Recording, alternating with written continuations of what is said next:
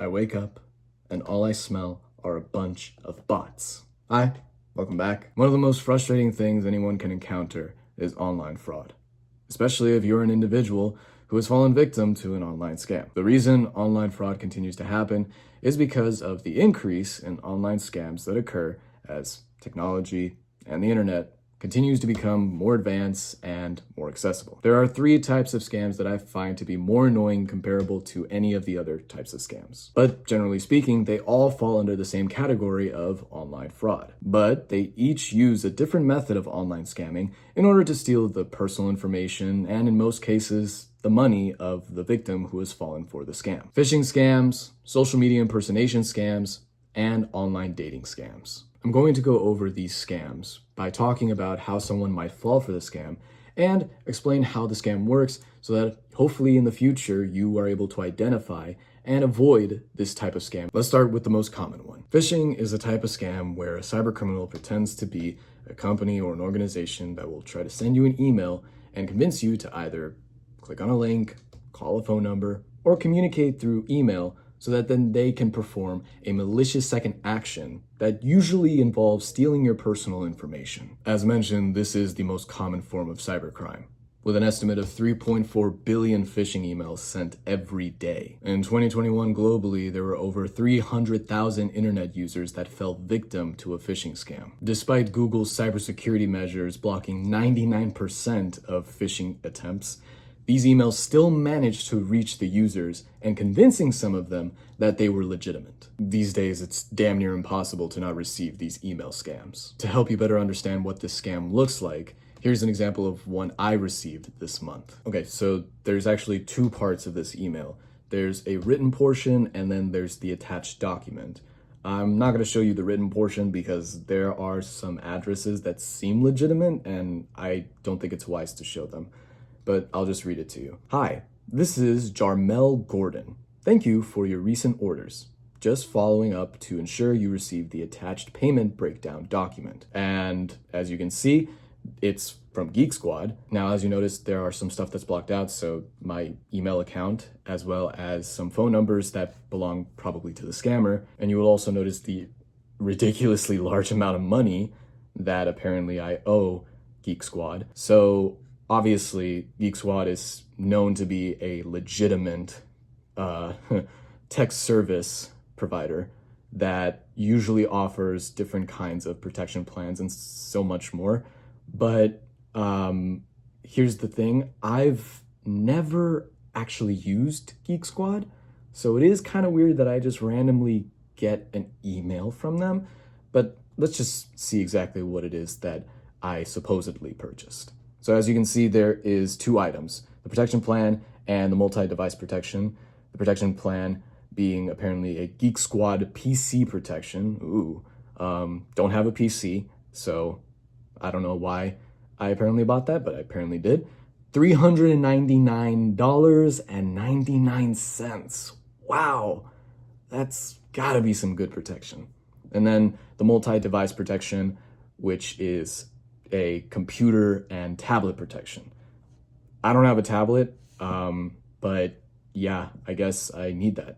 And then obviously $100. Subtotal is $499.99. At least this scammer knows how to do math. I'll give them that much. Now, when I first received this email, I knew right away without even a second thought that it was bullshit. But we're still gonna go break this down piece by piece, explaining why it's bullshit, because not everybody can have the immediate instinct of knowing that this is an email scam. And although this is gonna maybe sound like common sense, again, the people that make these emails are master manipulators. It doesn't matter how smart you are, it's just a matter of being cautious and being hesitant during the situation while also not giving into fear. Okay, so how did I know this was an email scam? Let's start off with the service itself, Geek Squad. As I mentioned before, I have never actually purchased a service from Geek Squad, or anything from Geek Squad for that matter. However, Geek Squad is a legitimate tech service, and it is owned by Best Buy. They actually have a section on the website. So it's not so much that the company is fake, it's just the person pretending like they work for Geek Squad, sending you an email with a bunch of bills and receipts for things that you supposedly purchased, when in reality, you didn't purchase anything at all. So with an email like this, the first step to understanding if it's fake or real is taking a moment to just recollect your memories and think, have I ever really bought anything from this service, or really have I even used this service to begin with?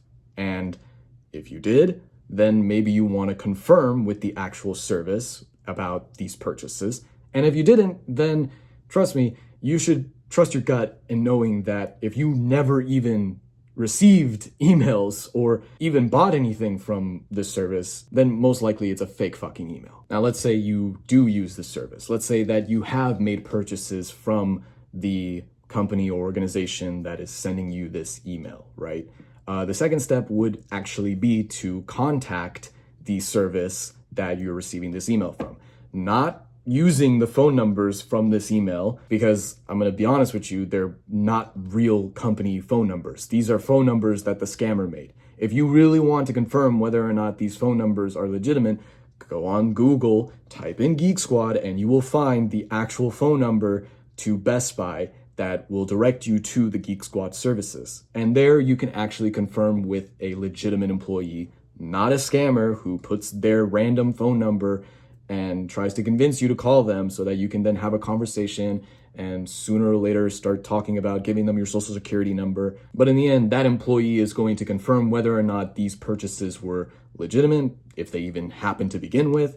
And again, even if you didn't use the service or you didn't purchase anything from the service, but you still want to make sure that this is actually fake, you can still call them through the phone number found on Google. Because again, the employees that work there will tell you whether or not you even have an account with them or if you've even used any of their services to begin with. The final step in identifying a scam within this email is if you notice the little note above all the bullshit prices that came with it, it says transaction will appear on your bank statement within 24 hours.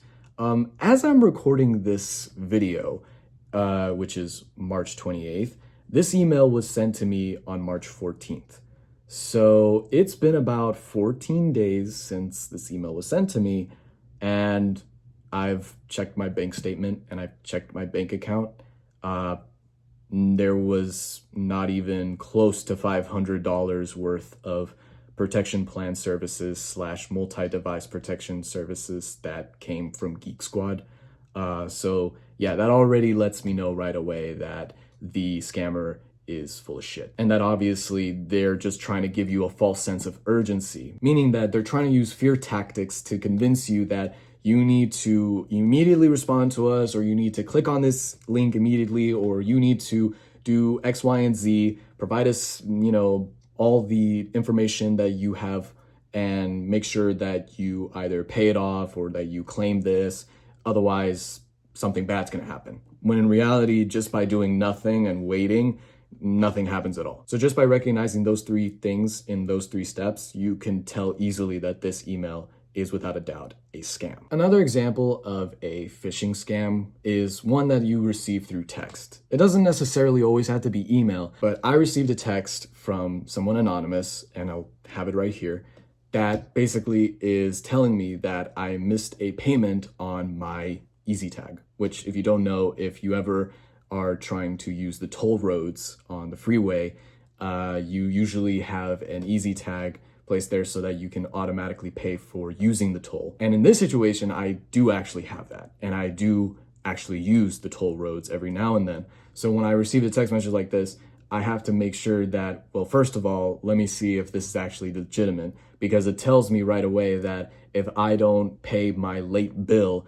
there will be some legal action taken, which, let me just say right off the bat, is a big red flag, because that usually is not what happens when you don't pay for a bill. Usually reaching that extreme would take a little bit more than just missing an EasyTag bill. So I just did what I mentioned in the second step. I confirmed it. I went on the website, I checked to see whether or not I missed a payment, didn't miss a payment. So clearly this is bullshit. Clearly, the text message is just another form of a phishing scam, but this time sent through text. And also this time there was a link that was attached to the text message that would try to direct you to a fake page, or at least a malicious page that you were supposed to maybe put in some personal information in. And sometimes it won't even be something to play on your negative emotions. Sometimes it plays on your positive emotions. You might receive an email from Walmart or from Costco saying, hey, you were selected as a winner for some random raffle or some random giveaway that is now offering a free iPad or a free laptop. You just have to click the link on this email to direct you to a random page so that you can claim it. You just want to be cautious of the emails that come your way. This email should have just been directed to my junk, but it ended up in my inbox. So that is already a sign that you need to be careful with the emails that you receive, because you never know when something malicious might show up in front of you. You also need to be wary of false urgency. Again, they're using scare tactics to convince you that this email is legitimate and that you either won something or you missed a payment on something and now we need you to do X, Y, and Z. If the offer seems too good to be true, maybe you should be a little bit hesitant on what is being offered in the email. Maybe don't just act on emotion quickly and think that it's real. Maybe take a moment to actually go through it and be careful to not click on anything that they might have, call on a phone number that they offer, and just don't communicate with them at all. And if you do end up communicating with them, make sure that you do not give them any personal information. I'm not talking about email.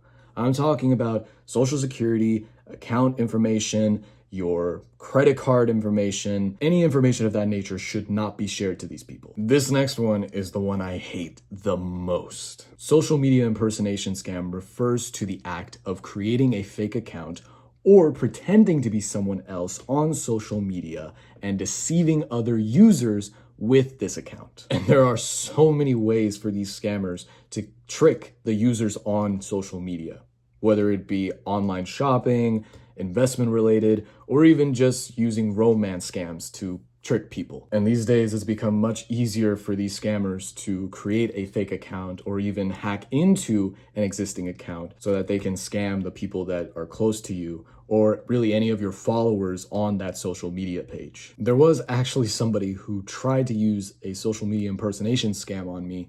I just unfortunately don't have the conversation with them because I deleted it after we found out that it was actually a scammer. But basically, long story short, my best friend got his account hacked and the hacker tried to impersonate my best friend.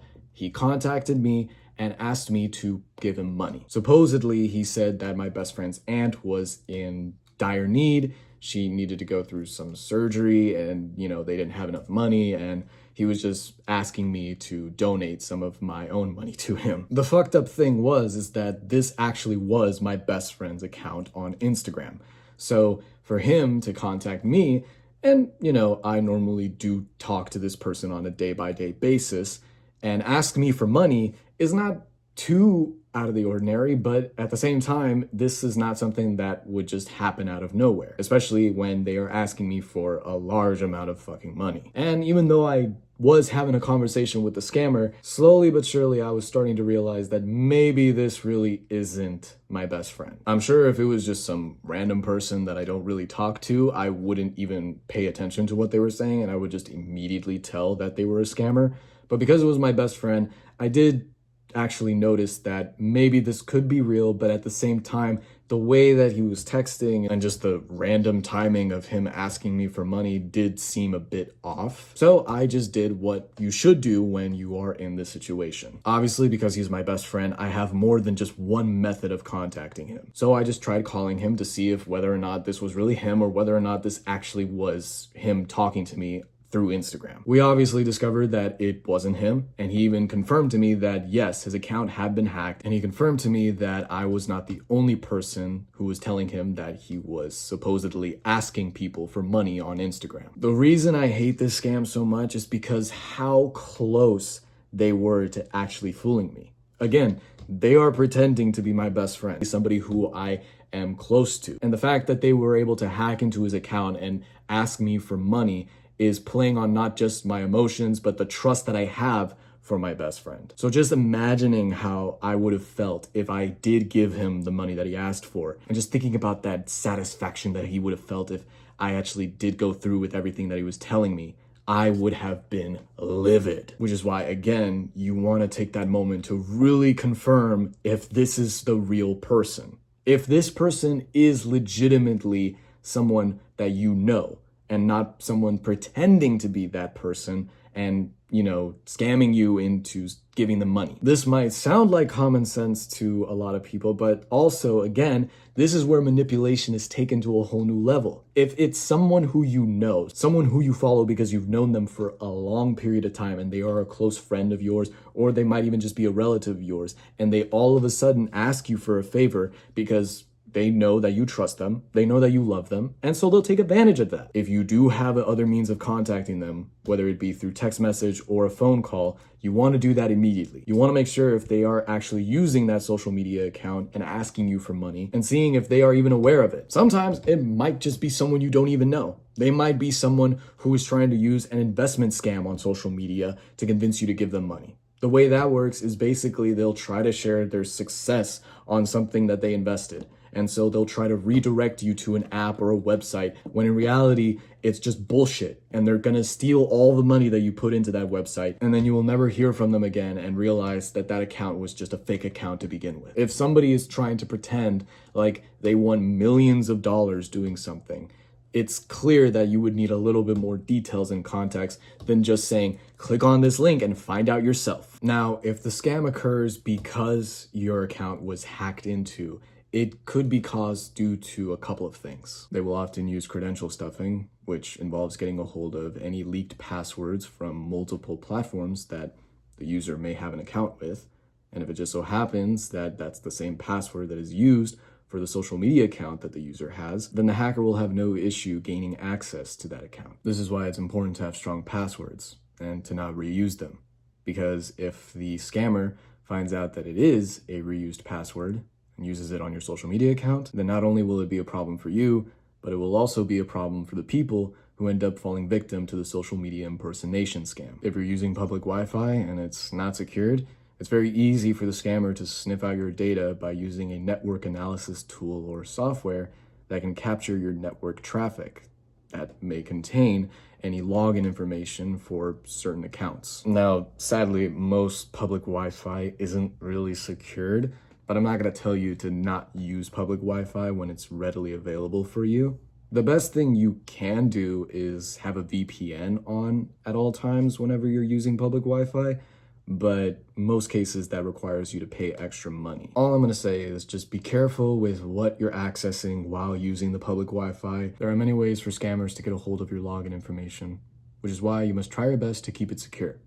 If you do encounter a social media impersonator and they're using an account of someone you know, someone you're close to, or just somebody that you know is pulling a scam, then contact the person who actually owns the account, if you have other means of communicating with them, and notify them about the situation, while also making sure that you report the account and you block it so that way professionals can handle it. Lastly, online dating scams. Scammer pretends to be a person on a dating website or app to convince users that they have feelings for them, only to then abuse the kindness and trust that the user has for this person that doesn't exist so that they can steal whatever it is that they want from them. In 2022, 70,000 people had fallen victim to a romance scam, with a reported $1.3 billion in losses. This doesn't just apply to an online dating website. Any social media website can be used by a scammer to perform a romance scam so long as it has direct messaging. The easiest way for them to perform this scam is by using artificial intelligence or some form of a bot in order to trick the user. So whenever the user is having a conversation with the scammer, in reality, they're just having a conversation with a software that performs automated tasks and conversations. I find this scam to be more manipulative than the other two, because although all three of them are fucking around with the user's fear or trust, this one is playing around with the user's romantic feelings, essentially making them feel special by giving them a false sense of adoration, by saying things like they love them, or they think they're cute, or that they will do anything for them. But really, they're just lying and appealing to their lustful desires or their love for someone that doesn't even exist to begin with. And if the scammer doesn't get what he wants, he's just gonna say awful things to the person. Like, you never loved me to begin with. You're being mean to me, so I'm gonna stop talking to you. Or I'm going to stop loving you if you don't give me this amount of money. They might even say something stupid like, I'm gonna stop sending you nude pics if you don't give me this amount of money. Some things to help you notice if you ever run into this type of scam, whether it be on a dating website or social media, is overly formal conversation. If the person you're talking to is over complimenting you or being too formal to you compared to how a stranger might normally speak to you, then that's probably a good sign that that's not a real person to begin with. Odd patterns, meaning that if you live in the United States and that person claims that they also live in the United States, but they only talk to you at specific times. So while you might think you're speaking to somebody who lives in maybe Connecticut, in reality, you're speaking to somebody that might be living in Africa or in Asia. Unrealistic photos is another great way to indicate a scammer. If you're looking at photos of a model, or if you're looking at pictures that seem like they were taken by something other than an iPhone, then most likely it was just a scammer who took these pictures off the internet or from somebody else's account. And obviously, money requests. I might not be a love expert, but I know for a fact that if I just met someone and they claim that they love me, but all of a sudden they're asking me to give them money, I know right away that this person is full of shit and that they're most likely just a scammer to begin with. Online scams can happen to anybody. It doesn't matter if you're 18 years old or if you're 60 years old. You're going to run into an online scam at some point. Now, that's not to say that you are meant to fall for a scam, but you do have to be aware and vigilant about the scam when you do encounter it. Because it's not about how smart you are, okay? It doesn't matter if you're the smartest person in the world. It doesn't matter how high your IQ is. Anybody is capable of falling for a scam. And it's just more so being aware of the little things that happen when you see a scam. As I mentioned throughout this video, there are plenty of tells, there are plenty of signs that indicate that you are looking at a scam. As long as you're aware of it, as long as you take a moment to just calm down and not give in to fear or give in to the emotions that might cloud your judgment, you will easily be able to tell that it's just a scammer trying to pull your leg, and you can just ignore it and you can just go on with your day without having a second thought. Scammers themselves are not smart people. They are just master manipulators. They play with your feelings. They play with your trust. They play with your fear. And in some cases, they will play with your romantic feelings. There's this great channel called Trilogy Media that alerts the public about these types of scams and goes through unimaginable lengths in order to bust the scammers. Their main purpose is to raise awareness for these types of scams and for many other types of online scams that occur on a day-by-day so that people don't fall for them. They actually did a really great video on the Wired channel explaining the types of scams that I just mentioned and going into more detail about them. I'll have both their channel and that video linked in the description. Please be cautious, please be aware. Please do not rush into things when scams are involved. You're not an idiot just because you fell for a scam, but you are responsible for taking the necessary precautions to avoid them. That's all I wanted to talk about today. I hope you enjoyed the video. Please make sure you like, comment, subscribe, and share the video. Thanks again for watching, and keep being awesome.